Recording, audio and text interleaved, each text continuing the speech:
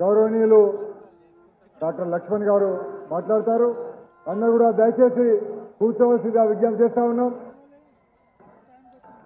దయచేసి అందరూ కూడా కూర్చోవలసిందిగా మళ్ళీ ఒకసారి విజ్ఞప్తి చేస్తా ఉన్నాం. గౌరవనీయులు డాక్టర్ లక్ష్మణ్ గారు మన ప్రియతమ ప్రధాని నరేంద్ర మోడీ గారికి, డాక్టర్ లక్ష్మణ్ గారు మన ప్రియతమ రాష్ట్ర అధ్యక్షులు మన ప్రియతమ ప్రధాని నరేంద్ర మోడీ గారికి సన్మానం చేస్తా ఉన్నారు.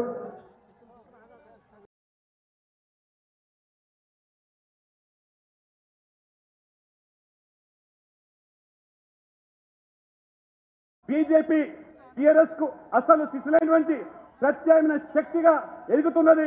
అందుకనే బీజేపీ వైపు చూస్తా ఉన్నారు. బీజేపీ ఒక వేదికగా మారుతున్నది. కేసీఆర్ గారు జీర్ణించుకోలేకపోతున్నారు, సహించలేకపోతున్నారు. ఎక్కడ సభలు పెట్టినా వారు బీజేపీ మీద, నరేంద్ర మోడీ మీద వ్యక్తిగతంగా విమర్శలు దాడి చేస్తా ఉన్నారు. నిన్న మహబూబ్నగర్లో సభ జరిగింది. 45 నిమిషాలు మాట్లాడితే 40 నిమిషాలు బీజేపీ మీద, నరేంద్ర మోడీ గారి మీద, బీజేపీ నాయకుల మీద విమర్శల అస్త్రాలు సంధిస్తా ఉన్నారు. అంటే వారికి గుబులు పుడతా ఉన్నది. చాప కింద నీరులా బీజేపీ దూసుకొస్తా ఉన్నది. నిశ్శబ్ద విప్లవంలా ప్రజలు మోదీ వైపు చూస్తా ఉన్నారు. కాశ్మీర్ నుంచి మొదలుకుంటే కన్యాకుమారి వరకు ఈరోజు మోదీ హవావిస్తున్నది. తెలంగాణ అతీతం కాదని తెలిసిపోయింది. కాబట్టి ఇవాళ తండ్రి కొడుకులు ఏ రకంగా మాట్లాడుతూ చూస్తారు. వారు అంటున్నారు ఇవాళ మరి సారు కారు 16 అని వారు పాడిందే పాటగా సారు కారు 16. కానీ తెలంగాణ ప్రజలకు తెలిసే ఇవాళ సారు కారు కాదు. ఇవాళ తెలంగాణలో మద్యం ఏరులై పాడుతున్నది.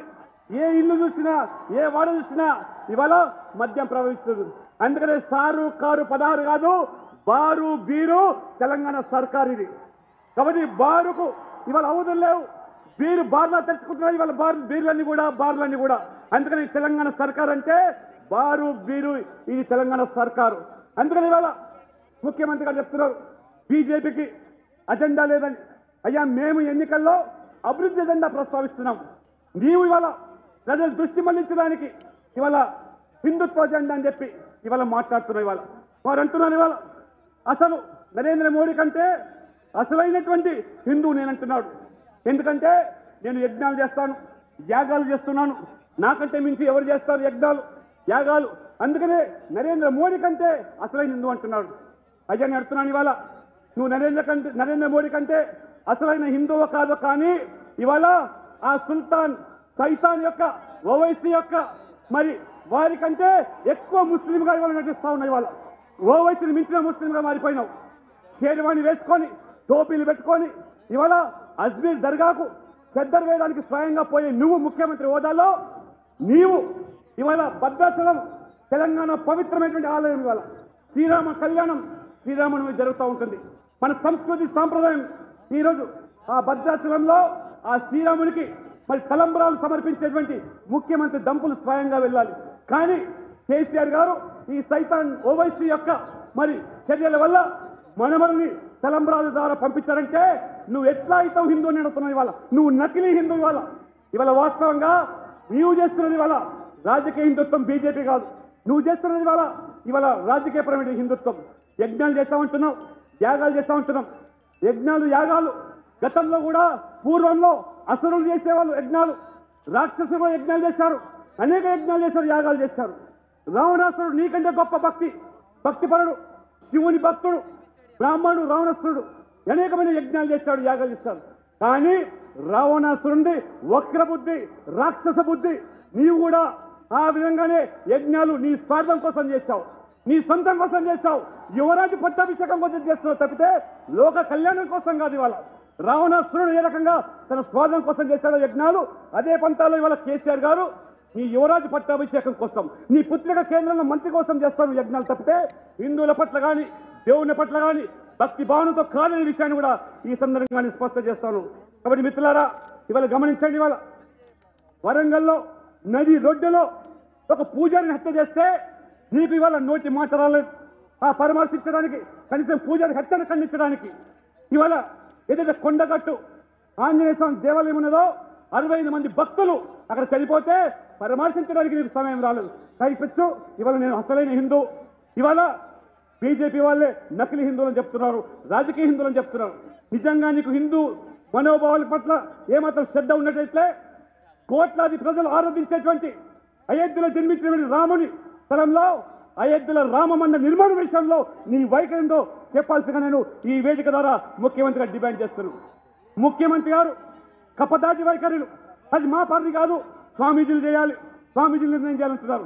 స్వామీజీలు ఎప్పుడో చెప్పారు అయోధ్యలో రామమందిర నిర్మాణం కావాలని. నీకెందుకు మనసు రావటం లేదు?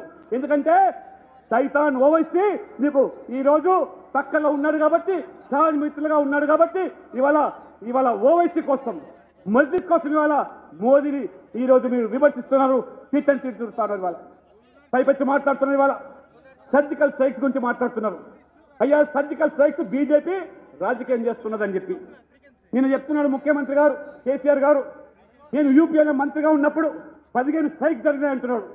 అయ్యా సర్జికల్ స్ట్రైక్స్, ఈ స్ట్రైక్స్ తేడా తెలుసుకో. ఇవాళ నువ్వు కేంద్రంలో మంత్రిగా ఉన్నావు, ఆ రోజు కార్మిక మంత్రిగా ఉన్నావు. ఆ రోజు కార్మిక మంత్రిగా బీడీ కార్మికులు ఏదైతే ఉపాధి కోసం ఉండేటువంటి ఆ బీడీ కట్టల మీద పొడ్ర గుర్తు పెడితే ఆ రోజు బీడీ కార్మికులు సమ్మె చేశారు. ఆ స్ట్రైక్ చేస్తే అది కూడా ఒక స్ట్రైక్ అనుకుంటున్నావు నువ్వు.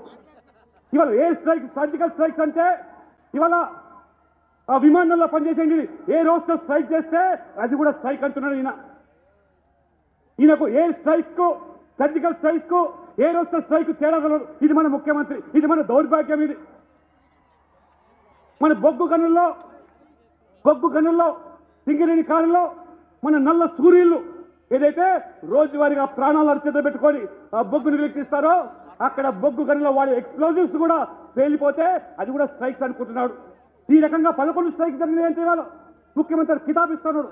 అయ్యా కేసీఆర్ గారు ఒక్కసారి చూడండి, ఇవాళ నరేంద్ర మోడీ గారు మొదటి ప్రధానమంత్రి ఏ రకంగా దొడ్డిదారిన ఉరి సంఘటన, పుల్వామా సంఘటన జరిగితే మూతోడు జవాబు 10 క్షణాల్లో పూర్తి స్వేచ్ఛ వైమానిక దళానికి ఇచ్చి ఏ రకంగా ఆ యొక్క ఉగ్రవాద శిబిరం ధ్వంసం చేసి ప్రపంచవ్యాప్తంగా ఈ భారతదేశం యొక్క ఖ్యాతి ఏమిటి, శక్తి ఏమిటో నిరూపించినటువంటి ఘనత ప్రభుత్వానికి దక్కితే మన ముఖ్యమంత్రి గారు చెప్తా ఉన్నారు, బీజేపీ వాళ్ళు చెప్తున్నారు, వైమానికతలు చెప్తుంది 300 చనిపోయినని.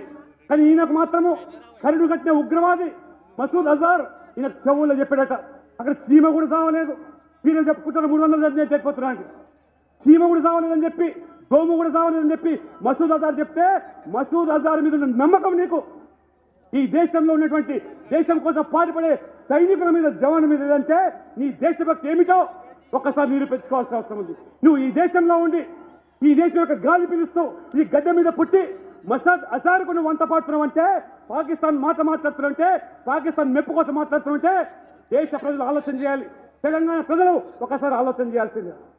ఈ విధమైనటువంటి దేశ వ్యతిరేక కార్యకలాపాలకు పాల్పడేటువంటి ఉగ్రవాదులకు ఊతమిచ్చే విధంగా మాట్లాడే ముఖ్యమంత్రి మన రాష్ట్రానికి అది మన దౌర్భాగ్యం. ఇది ఇవాళ పైపచ్చి చెప్తున్నాడు, నేను ఒక జాతీయ పార్టీ పెడతాను, దేశ రాజకీయాలు నడుపుతాను చెప్తున్నాడు.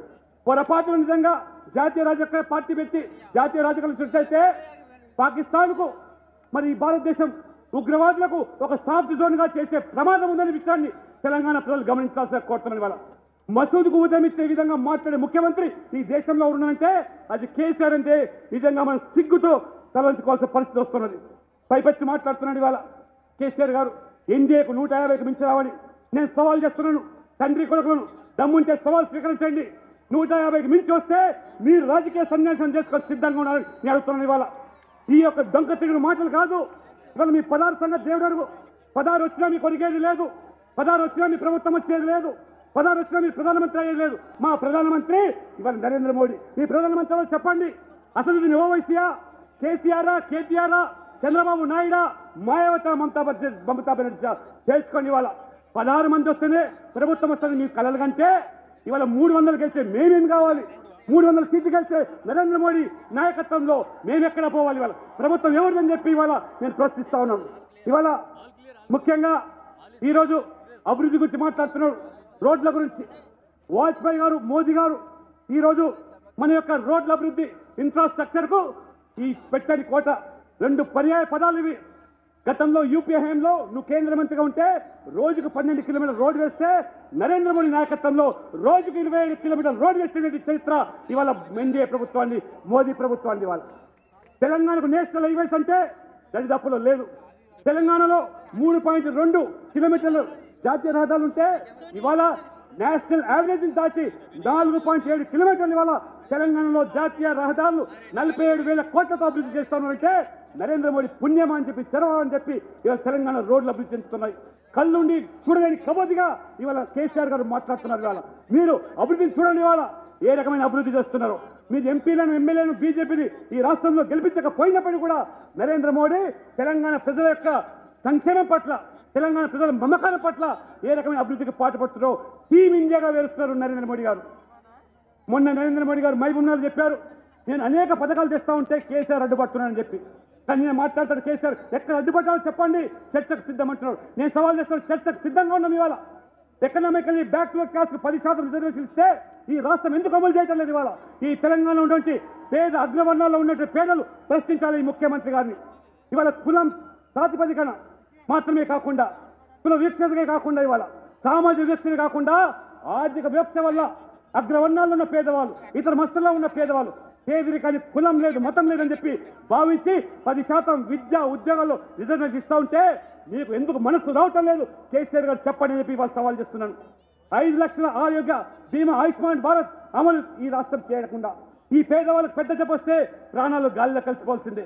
కానీ వాళ్ళ 50 కోట్ల మందికి ఇవాళ ఈ యొక్క ఆరోగ్య పథకాన్ని ప్రవేశపెడితే తెలంగాణ అందులో భాగస్వామ్యం లేదు. ఇది వాస్తవం కాదు అంటున్నాను. ఇవాళ పేదల ఇళ్ల కోసం విధిగా ఇవాళ కొన్ని వేల కోట్లు ఇవాళ నరేంద్ర మోడీ ప్రభుత్వం తెలంగాణకి ఇస్తే 2 పడకల గదుల పేరు మీద మాయమాటలు చెప్పి అరచేతుల వైపుని చెప్పి ఏ రకంగా ఇవాళ పేదలను మోసం చేస్తున్న విషయాన్ని కూడా తెలంగాణ ప్రజలు గమనించాలి. అందుకని ఇవాళ దయచేసి మీరు ఆలోచన చేయండి. ఇవాళ ముఖ్యంగా మన యువరాజు కేటీఆర్ గారు మాట్లాడుతున్నారు. ఇవాళ ఢిల్లీకి గులాములు కాదు, ఢిల్లీకి గులాములు కావాలన్నా మీరు గెలిపించి ఢిల్లీకి గులాములు పంపిస్తారంటున్నారు. ఇవాళ నేను అడుగుతున్నాను, ఇవాళ మీరు కనుక ఈ యొక్క టీఆర్ఎస్ పార్టీకి ఎంపీలను గెలిపిస్తే వారు ఇవాళ ఫామ్ హౌస్ కు బానిసలుగా మారుతున్నారు. ఇవాళ లేదా ఫామ్ హౌస్ కు పార్లర్గా మారుతున్నారు. ఇవాళ బీజేపీ ఎంపీలను గెలిపించండి. ఇవాళ దేశం కోసం పనిచేస్తారు, సమాజం కోసం పనిచేస్తారు. ఇవాళ బీజేపీ ఎంపీలు గెలిస్తే సమాజం కోసం, దేశం కోసం పనిచేస్తారు. మీరు టీఆర్ఎస్ ఎంపీలను గెలిపిస్తే కల్వకుంట్ల కుటుంబం క్షేమం కోసం పనిచేస్తారు. ఫామ్ హౌస్ కు కాపలాలుగా మారుతారు. ఇవాళ ఫామ్ హౌస్ కు బానిసలుగా మారుతారు. కావాలి బానిసలు కావాలన్నా, కుటుంబానికి సేవలు చేసే వ్యక్తులు కావాలన్నా, దేశం కోసం పనిచేసేటువంటి మా ఎంపీలు కావాలన్నా తెలంగాణ ప్రజలు ఆలోచన చేయాల్సిన కోరుతున్నాను. కేటీఆర్ చెప్తున్నారు మమ్మల్ని 16 మంది గెలిపిస్తే ఢిల్లీ మెడలు వంచుతామని చెప్పి. అయ్యా బాబు కేటీఆర్ గారు, నీ బావ హరీష్ మెడలు వంచినంత ఈజీ కాదు ఢిల్లీ మెడలు వంచడము. మీ నాయకుడు కేసీఆర్ అడ్డం పెట్టుకొని హరీష్ మెడలు వంచి ఉండొచ్చు, కానీ నీ తరం కాదు, మీ తాతాకు చెప్పడానికి భయపడేది కాదు బీజేపీ అని చెప్పి. ఢిల్లీ అంటే ఏమిటో ఒకసారి తెలుసుకోవాల్సిందిగా కోరుతాను ఇవాళ. కాబట్టి ఇవాళ మీ తాటాకు చెప్పడం వల్ల మర్చిపోవడానికి తెలంగాణ ప్రజలు సిద్ధంగా లేరు. దయచేసి మీ అందరికీ ఓటు ఉన్నాను. మీరు వేసే పవిత్రమైన ఓటు సోనియా పిల్లల కోసం కాదు, లేదా కేసీఆర్ పిల్లల కోసం కాదు, మీ పిల్లల భవిష్యత్తు కోసం మోదీకి ఓటేయండి. ఇవాళ మీ పిల్లల భవిష్యత్తు కోసం మోదీకి ఓటేయండి. అభ్యర్థులు ఎవరైనా కానివ్వండి, మోదీ ప్రధాని కావాలంటే మీ ఓటేయండి. అంతేగాని సోనియా పిల్లల కోసమో, కేసీఆర్ పిల్లల కోసమో మనము ఈ రకంగా ఓటు వృధా చేసుకోవద్దు. ఒకసారి మీరు గమనించండి, ప్రధానమంత్రి ప్రజల కోసం పనిచేస్తున్నాడు, అహోరాత్రులు పనిచేస్తున్నాడు, రోజుకు 18 గంటలు పనిచేస్తున్నాడు. ముఖ్యమంత్రి ఎవరి కోసం పనిచేస్తున్నాడు? కేసీఆర్ ఎవరి కోసం పనిచేస్తున్నాడు? కుటుంబం కోసం పనిచేస్తున్నాడు. యువరాజు పట్టాభిషేకం కోసం పనిచేస్తున్నాడు, తెలంగాణ ప్రజల కోసం కాదు. అందుకనే ఒక్కసారి మీరు ఆలోచన చేయండి. గాడిద గడ్డేసి బర్రెకు పాలు పిండామంటే అది అయ్యే పని కాదు. మీరు పొరపాటున టీఆర్ఎస్ ఓటేసి తెలంగాణ అభివృద్ధి కావాలన్నా, తెలంగాణ బాగుపడాలంటే అది సాధ్యం కాదు. కాబట్టి మీరు మీ అమూల్యమైన ఓటు, పవిత్రమైనటువంటి ఓటు, కమలం పువ్వు గుర్తుకు ఓటు వేసి మళ్ళీ నరేంద్ర మోడీ గారిని ప్రధానమంత్రిగా ఈరోజు మొత్తం దేశ ప్రజలు ఈరోజు ఆకాంక్షిస్తా ఉన్నారు. అందుకనే ఔర్ ఏక్ బార్ మోదీ సర్కార్, ఔర్ ఏక్ బార్, అగ్లీ బార్, అగ్లీ బార్, బార్ బార్, బార్ బార్. కాబట్టి దయచేసి మీరందరూ కూడా ఏప్రిల్ 11వ తేదీ నాడు మీ అమూల్యమైన ఓటు కమలం పువ్వు గుర్తుకు ఓటు వేసి మోదీ గారిని ప్రధానమంత్రి చేసి దేశం అభివృద్ధి కోసం దిశలుగా పోతున్నదానికి మీరందరూ కూడా చేతులుస్తారని కోరుకుంటూ ఈ అవకాశం ఇచ్చినటువంటి భాగ్యనగర్ ప్రజలందరూ కూడా హృదయపూర్వకంగా మీకు చేతులెత్తి నమస్కరిస్తూ సెలవు తీసుకుంటా ఉన్నాను. భారత్ మాతాకి, భారత్ మాతాకి, నరేంద్ర మోదీ గారి నాయకత్వం.